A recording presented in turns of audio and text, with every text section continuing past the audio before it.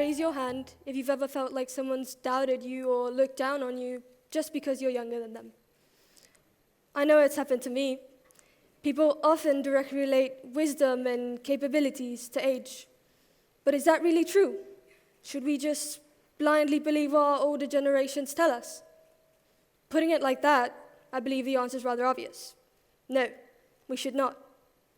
I'm sure we've all seen the differences between their world and ours.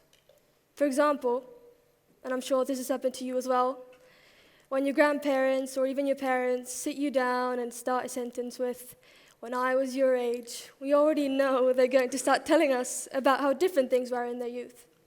The parents were stricter, the teachers more demanding, and how maybe they did try to listen and fulfill their elders' expectations. However, this doesn't really appeal to most of us, does it?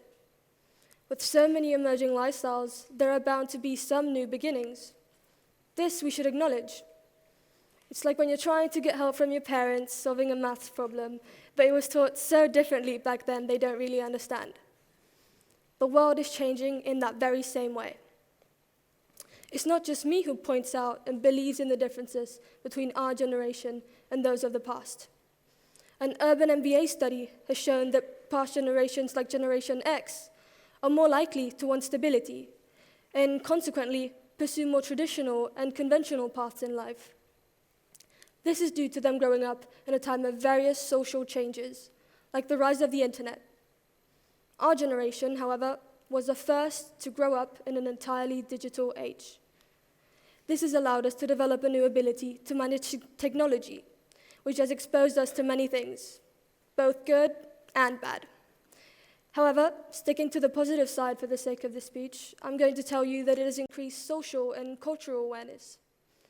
International terms are in more frequent use now than they ever were before. It's incredibly easy to know what's going on the other side of the world, and international education is also pursued worldwide. Take me, for example. I never really thought I would be an IB student. I never thought my English would ever get good enough to be standing here giving a speech either. But I think it is precisely because these changes in the world have occurred that more and more people have these opportunities, like me. So, we need to take advantage of that and make space for our ideas and our talent in a world that isn't always open to innovation.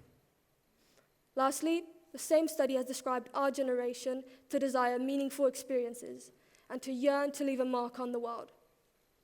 That is exactly what this speech is about, and it is also exactly why I'm here, because I want to leave a mark on the world, and I'm pretty sure you do as well.